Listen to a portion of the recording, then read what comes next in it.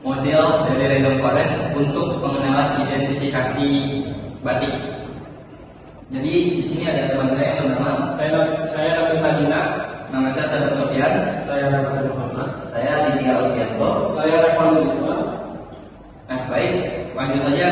Sekalian nanti kami presentasikan gimana codingannya dan tata caranya.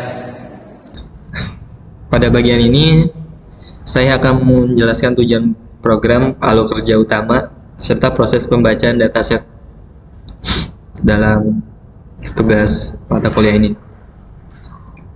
Nah, di sini ada library. Kami menggunakan library apa aja sih? Yang pertama tuh ada OpenCV. Nah, di sini bisa kalian lihat. Nah, OpenCV itu buat apa sih? Nah, dia tuh menjelaskan, membaca dan memproseskan si citra. Nah, terus ada NumPy, import NumPy as NP. NumPy itu buat operasi numerik. Nah, as itu kayak inisialisasi. Gak mungkin kan kalau misalnya ini panjang, gak mungkin harus ngetik NumPy. Nah, jadi kita inisialisasikan jadi NP aja biar singkat. Nah, terus ada pandas. Itu dia menyimpan hasil ke CSV. CSV-nya tuh dataset yang kami buat. Nah, terus ada skid image, itu ekstraksi buat ekstraksi gambarnya. Terus selanjutnya ada Padlib, dia pengolahan fetch dataset. Nah, ini ada TKDM, menampilkan proses bar. Selanjutnya bisa kalian lihat di sini ada div read image patch. Nah, itu fungsinya ini digunakan untuk membaca citra dengan aman, khususnya pada sistem operasi Windows yang sering mengalami masalah patch, terutama di Windows ya, kecuali di Linux. Nah, terus ada ini nih dia image img ndim 3 and image shape. Nah, dia tuh buat apa sih? Nah, dia tuh tujuannya menyeragamkan format semua citra, semua data sebelum diproses lebih lanjut. Nah, selanjutnya di sini ada dev color feature. Nah, tujuannya tuh untuk menelusuri seluruh folder dataset dan mencari semua filter gambar dengan ekstensi tertentu. Jadi itu setiap gambar akan diekstraksi fiturnya dan disimpan ke dalam sebuah list. Jadi itu dia dibagi-bagi. Nah, selanjutnya ada di sini kita akan ke outputnya. Masa outputnya itu apa sih? Nah, dia ada di dev di CSV-nya tersebut. Kita ke bawah lebih lanjut. Nah, ya di sini. Jadi itu kita ada punya tuh dataset namanya feature testing dan feature training. Nah, jadi itu kita pakainya apa? Kita pakainya bisa training, bisa testing. Jadi kalau kita udah nge-run, pasti ada outputnya. Nah, selanjutnya teman saya akan menjelaskan tentang yang bawah sini. Pada bagian ini saya akan menjelaskan fungsi proses dataset dan bagian utama program yang bertugas mengolah seluruh dataset gambar, batik, dan menyimpannya dalam bentuk file CSV. Nah, fungsi proses dataset gunakan memproses seluruh gambar dalam satu folder dataset, melakukan ekstraksi fitur lalu menyimpannya ke dalam file CSV. Nah, selanjutnya program kemudian mencari seluruh file gambar di dalam folder, termasuk subfolder menggunakan metode rglob. Nah, jumlah gambar yang ditemukan akan ditampilkan untuk memastikan dataset berhasil terbaca. Jika tidak ditemukan gambar sama sekali, program akan dihentikan. Nah, untuk setiap gambar, fungsi extract fitur image dipanggil untuk mengambil fitur warna dan tekstur.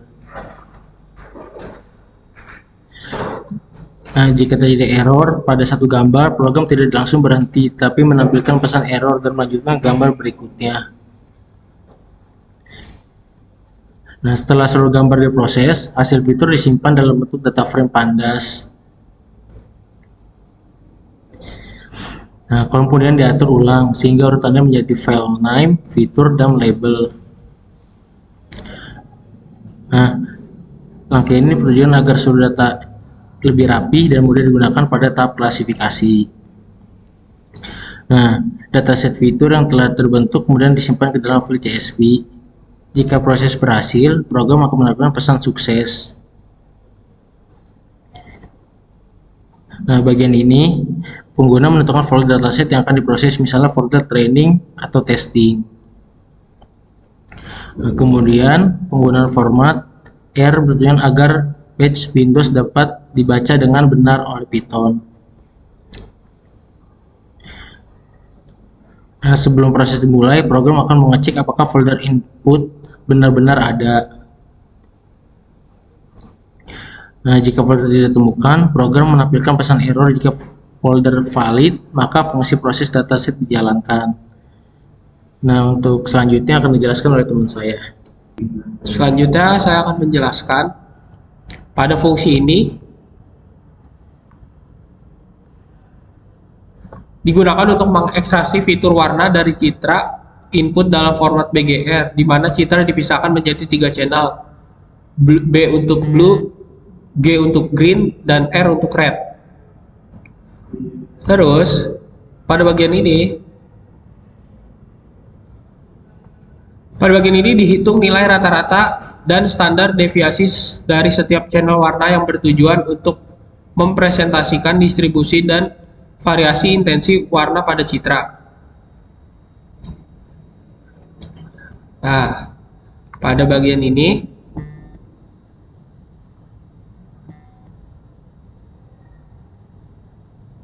kode ini digunakan untuk menghitung histogram warna dengan jumlah bin tertentu, kemudian dilakukan normalisasi agar histogram tidak tergantung pada ukuran citra dan dapat dibandingkan antara citra yang berbeda. Nah, untuk pada bagian ini, citra dikonversi ke ruang warna HSV untuk memperoleh informasi warna yang lebih stabil terhadap perubahan pencahayaan melalui komponen saturasi dan value. Untuk bagian ini, untuk menghitung nilai min dan standar deviasi dari setiap channel HSV yang digunakan untuk menggambarkan karakteristik warna dan intensitas cahaya pada citra. Dan pada bagian ini,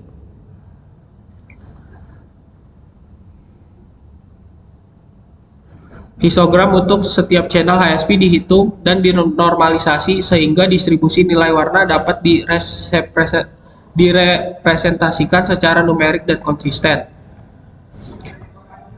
Nah, fungsi ini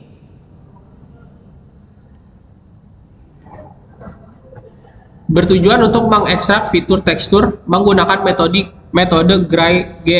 GLCM dengan beberapa kombinasi jarak dan sudut agar pola tekstur citra dapat dianalisa secara lebih menyeluruh.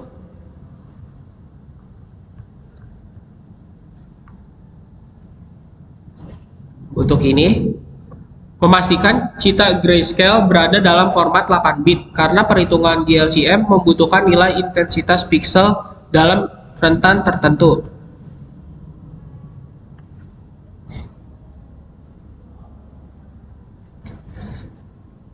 Terus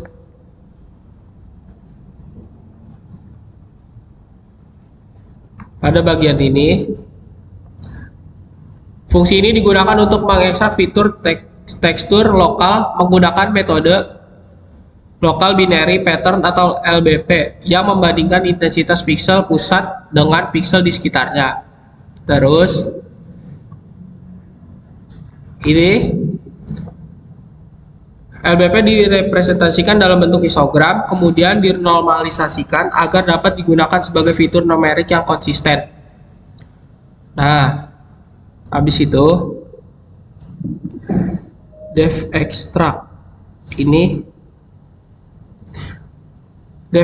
berfungsi untuk sebagai fungsi utama yang menggabungkan seluruh proses ekstraksi fitur warna dan tekstur dari satu frame citra.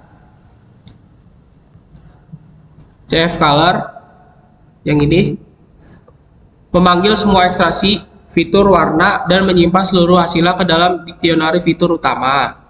Terus pada bagian pre-process gray, citra dikonversi yang pada bagian ini nih, citra dikonversi ke grayscale sebagai tahap pra pemrosesan sebelum dilakukan ekstraksi fitur tekstur. Nah, pada bagian ini yang kedua dan ketiga, fitur tekstur GLCM dan LBP ditambahkan sehingga terbentuk satu vektor fitur lengkap yang siap digunakan pada proses pelatihan atau pengujian model. Selanjutnya akan dijelaskan oleh teman saya. Oke, lanjut. Pada bagian ini terdapat fungsi training model yang digunakan untuk melatih model machine learning. Proses dimulai dengan membaca data fitur dari file CSV. Yang sini. Jika file tidak ditemukan, sistem akan menampilkan pesan error dan menghentikan proses. Selanjutnya data dipisahkan antara fitur sebagai input dan label sebagai target dengan menghapus kolom yang tidak dibutuhkan seperti nama file, label, kategori, kemudian diubah menjadi bentuk numerik menggunakan label encoder. Setelah itu, model random forest dilatih menggunakan data fitur yang tersedia. Setelah pelatihan selesai, fungsi mengembalikan model, encoder label, dan urutan kolom fitur agar konsisten saat digunakan kembali. Oke, selanjutnya pada bagian ini saya akan menjelaskan fungsi utama dari sistem pengenalan motif batik berbasis webcam. Nah, pada bagian ini didefinisikan run webcam recognition sebelah sini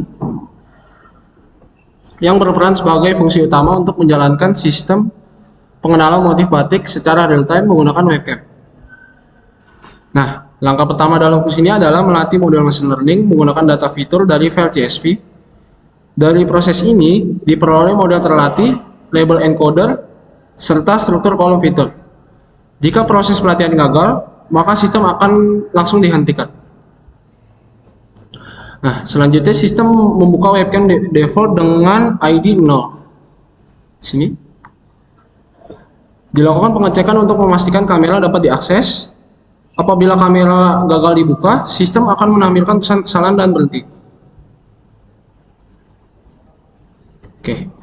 Di sini ditentukan ukuran kotak deteksi atau region of interest atau kita bisa sebut juga ROI sebesar 300 pixel. Area ini digunakan untuk memfokuskan pengambilan citra batik agar proses pengenalan lebih akurat dan ringan. Selanjutnya kita ada sistem untuk masuk ke perulangan utama untuk membaca frame kamera secara real time. Frame dibalik secara horizontal agar tampilan lebih natural bagi user. Nah, pada bagian ini berfungsi untuk menghitung posisi kotak deteksi di tengah layar berdasarkan ukuran frame kamera. Area yang di dalam kotak ini diproses oleh sistem sebagai input pengenalan motif batik. Nah, ini untuk tampilan kotak hijau sebagai panduan bagi user untuk meletakkan kain batik pada area yang tepat. Nah, pada tahap ini sistem mengekstrak fitur citra dari area ROI disesuaikan dengan struktur data saat pelatihan, kemudian digunakan oleh model untuk melakukan prediksi motif batik beserta tingkat kepercayaannya. Nah, untuk hasil prediksinya berupa nama motif batik dan persentase confidence ditampilkan langsung pada layar kamera di atas kotak deteksi. Nah, sistem dilengkapi mekanisme penanganan kesalahan agar aplikasi tetap berjalan meskipun terjadi error saat proses prediksi. Ini untuk tombolnya bisa dihentikan menggunakan tombol Q pada keyboard. Nah, setelah aplikasi dihentikan, webcam dilepaskan dan seluruh jendela tampilan ditutup secara aman. Nah, bagian ini merupakan titik awal eksekusi program di mana file CSV digunakan sebagai data pelatihan dan sistem pengenalan webcam dijalankan. Oke, sekian dari penjelasan untuk kode run batik. Selanjutnya kita akan mencoba running kameranya oleh teman saya. Oke, baik, saya akan menjelaskan hasil dari running codingan ini. Untuk di fitur batik, ketika kita run, dia akan menghasilkan ekstraksi dari database yang kita punya. Misalnya kayak di sini database batik ini kita punya testing dan training. Jika kita run, nanti akan muncul fitur testing.csv. Saya tidak bisa nge-run lagi karena udah di run, jadi kalau saya run akan tabrakan. Sedangkan di run batik ini nanti akan ketika saya run akan menampilkan webcam untuk kita prediksi. Di sini saya memilih fitur testing untuk kita run. Misalnya seperti ini.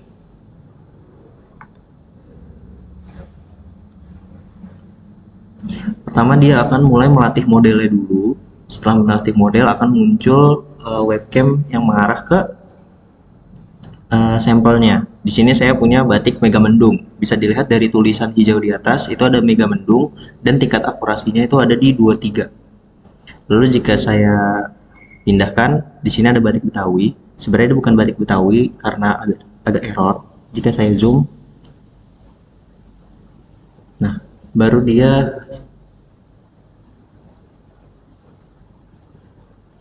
batik Lasem. Jadi emang agak sedikit rancu karena akurasi dari si datanya. Terus kalau kita pakai batik yang lain, ada batik Pekalongan. Nah, kenapa di sini batik Kelaton, terus tiba-tiba kalau kita zoom out batik Pekalongan, karena di database-nya itu batik Pekalongan dan batik Keraton ini itu agak mirip-mirip, makanya dia agak sedikit rancu. Lalu berikutnya ada batik Bali dan berikutnya lagi ada batik Celup. Sekian aja presentasi dari saya. Baik, itu saja dari kelompok kami mempresentasikannya. Bila ada banyak kekurangannya, mohon maaf. Wassalamualaikum warahmatullahi wabarakatuh.